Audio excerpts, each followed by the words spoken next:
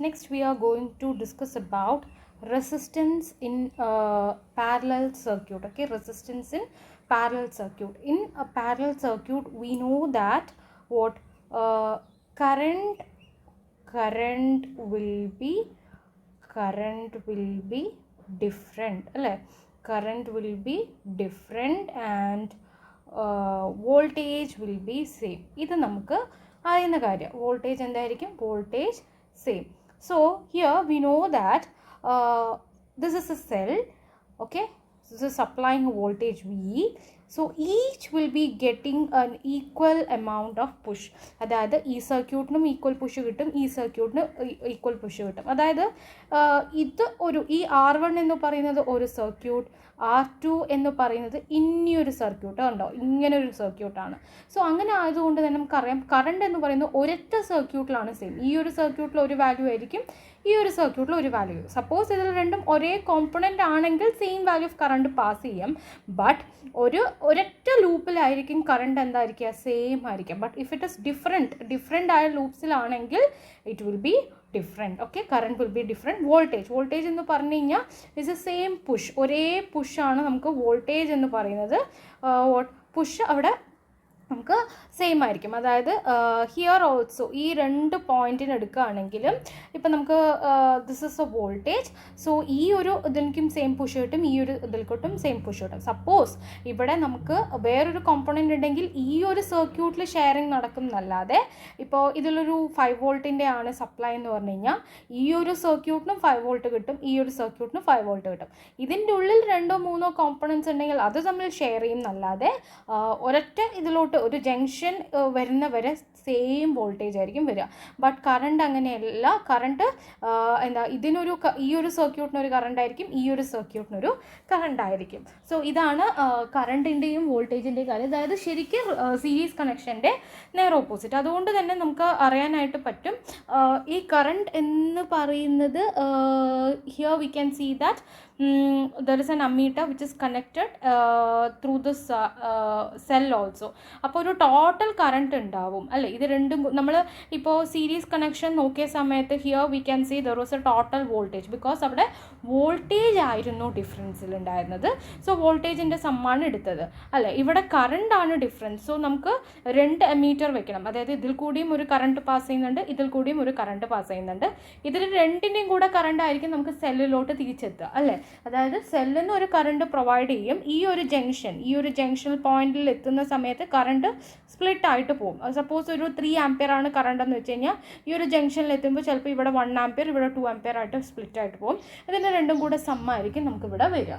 Okay, so നമുക്ക് അതേപോലെ Ohm's law വെച്ചൊരു റൂൾ എടുക്കാം. നമുക്കറിയാം V is equal to IR ആണെന്ന് നമുക്കറിയാം. സോ അതിനെ നമുക്ക് എങ്ങനെ സബ്സ്റ്റിറ്റ്യൂട്ട് ചെയ്യാം? I is equal to V by R. ഇത് നമുക്ക് അറിയുന്ന ഫോർമുലയാണ്. I is equal to V by R എന്ന് പറയുന്നത് അറിയുന്ന ഫോർമുലയാണ്. നേരത്തെ നമ്മൾ സീരീസ് കണക്ഷനിൽ എടുത്തപ്പോൾ സെയിം വാല്യൂ അങ്ങനെ ഒരു ഓപ്പോസിറ്റ് ഇതിലാണ് നമ്മൾ കൺസിഡർ ചെയ്തത് അല്ലേ? സോ ഇവിടെ നമുക്ക് സെയിം ആയിട്ടുള്ള വാല്യൂ ഏതാ?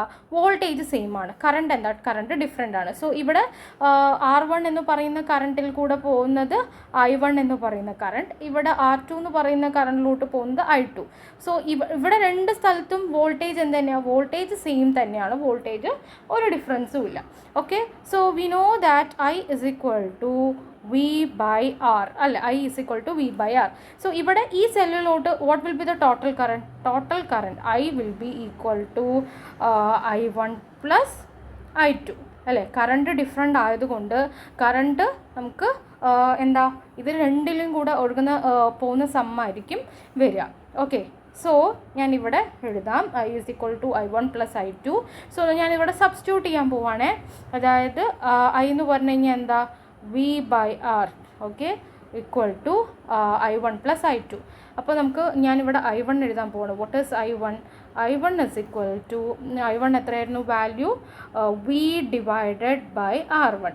V സെയിം ആണ്. സോ വിക്ക് നമുക്കൊരു വാല്യൂ ഒന്നും കൊടുക്കേണ്ട ആവശ്യമില്ല.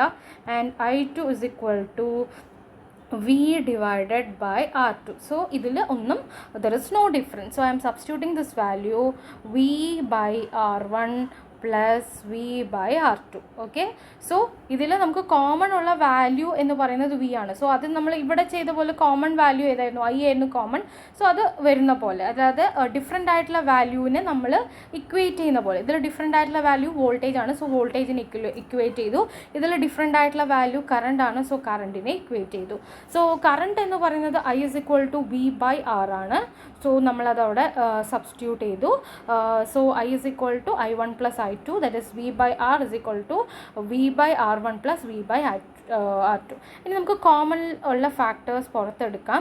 വി കോമൺ ആണല്ലേ, സോ വി ഇസ് നമുക്ക് മൾട്ടിപ്ലൈ ചെയ്യാൻ ഈസി ആയിട്ട് V is equal to 1 by R into V common വരുന്നത് that is 1 by R1 plus 1 by R2. ഇങ്ങനെ ഞാൻ കോമൺ ആയിട്ട് എടുത്തു. ഓക്കെ, വി കോമൺ ആയിട്ട് എടുത്തു. ആൻഡ് അപ്പോൾ നമുക്കറിയാം ഈ വി രണ്ട് സൈഡും ത്രൂ ഔട്ട് വി സെയിം ആണ്. സോ വി ക്യാൻസൽ ആവും. So 1 by R is equal to എന്താ 1 by R is equal to 1 by R1 plus R2. Okay, 1 by R1 plus R2 ഇതാണ് നമുക്ക് വരുന്ന വാല്യൂ. സോ ഇതിന് നമുക്ക് രണ്ട് റെസിസ്റ്റർ ഉണ്ടെങ്കിൽ ഇങ്ങനെ എഴുതാമല്ലോ. ആർ ഇസ് ഈക്വൽ ടു, അതായത് റെസിപ്രോക്കൽ എടുക്കുമ്പം ആർ ഈക്വൽ ടു അതിന് മുമ്പ് ഇത് തന്നെ എഴുതാം. Sorry, 1 minute.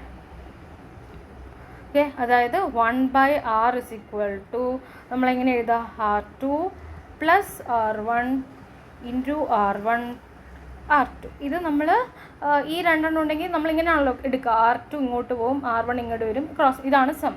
സോ ആറിനെ നമുക്ക് ഇങ്ങനെ എഴുതാം. R is equal to R1 R2 whole divided by R1 plus R2. ഇതാണ് റെസിപ്രോക്കൽ എടുക്കുമ്പോൾ. സപ്പോസ് ഞാനിപ്പോൾ പറയുകയാണ് റെസിസ്റ്ററിൻ്റെ വാല്യൂ R1ൻ്റെ വാല്യൂ 2 ഓം, നേരത്തെ പോലെ R2ൻ്റെ വാല്യൂ നമ്മൾ എടുത്തെടുത്ത് 6 ഓം എടുത്തു അല്ലേ. സോ R2ൻ്റെ വാല്യൂ 6 ഓം എടുക്കുകയാണെങ്കിൽ what will be the total resistance? Total resistance will be R is equal to R1 into R2 plus R1 plus R2.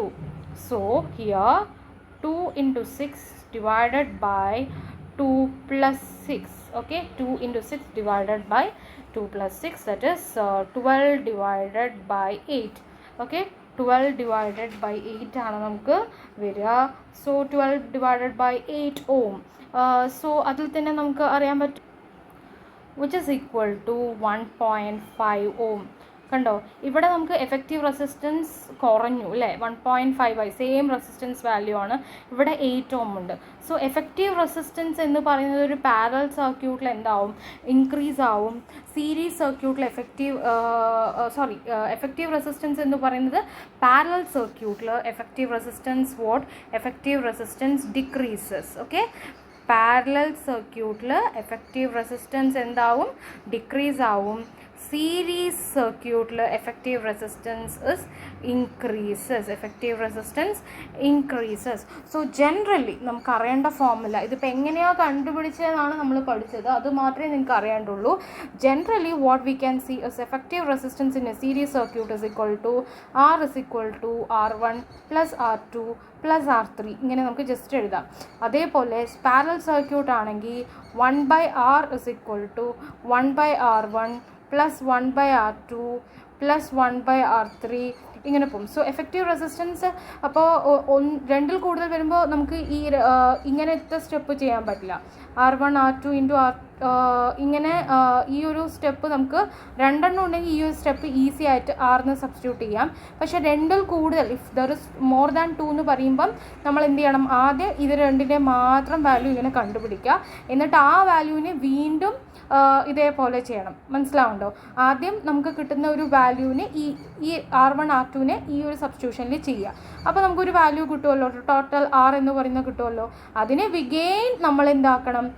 Suppose അതിനെ നമുക്ക് R0 വിളിക്കുകയാണെങ്കിൽ R0 into R3 divided by R0 plus R3. അതായത് നമുക്ക് കിട്ടുന്ന value R0 ഒക്കെ എടുക്കുക. എന്നിട്ട് again ഇതുമായിട്ട് അതെന്താ വീണ്ടും ഒരു കോമ്പിനേഷനിൽ വരികയാണ്. സോ ഇങ്ങനെ വേണം നമ്മൾ ചെയ്തു പോവാൻ. So effective resistance increases in a series circuit, effective resistance decrease in a parallel circuit. So നമ്മളിവിടെ എന്താ ചെയ്തതെന്ന് ഓർമ്മയുണ്ടല്ലോ, here voltage is what, voltage is same, current is different. So അതിൻ്റെ സബ്സ്റ്റിറ്റ്യൂഷൻ ഒക്കെ ചെയ്തു. ഞാൻ ഇതിൻ്റെ നോട്ട് നിങ്ങൾക്ക് സെൻഡ് ചെയ്ത് തരാം, അപ്പോൾ നിങ്ങളത് you have to write in your record book, so it will be easy. പിന്നെ റെസിസ്റ്ററിൻ്റെ പണ്ട് യൂസ് ചെയ്തിരുന്ന സിമ്പിൾ ഇതാണ്. സോ ഇങ്ങനെയും യൂസ് ചെയ്ത റെസിസ്റ്ററാണ്, ഇങ്ങനെയും നമുക്ക് യൂസ് ചെയ്യാം. ഇപ്പോൾ യൂസ് ചെയ്യുന്നത് ഇങ്ങനത്തെ ഒരു ട്രയാങ്കിൾ സിമ്പിളാണ്. So here you can use any of the circuit. Okay, so effective റെസിസ്റ്റൻസിൻ്റെ ഇത്ര ഉള്ളു ഫോർമുല. സീരീസ് ആണെങ്കിൽ R1 + R2 is equal to total resistance. Parallel ആണെങ്കിൽ 1/R is equal to 1/R1 + 1/R2 plus എന്താണോ വാല്യൂ അത്രയും നമ്മൾ 1/R എന്ന് പറയുന്ന വാല്യൂല് ചെയ്തുകൊണ്ട് പോകണം. So this effective resistance decreases in a series in a parallel circuit, and effective resistance increases in a series circuit. Okay, I hope this topic is clear. കുറച്ച് confuse ആയിട്ടുണ്ടെങ്കിൽ video ഒന്നും കൂടെ കാണുക, and please try to read the notes. Okay, so അപ്പം നിങ്ങൾക്ക് easy ആയിട്ട് മനസ്സിലാവും. Clear?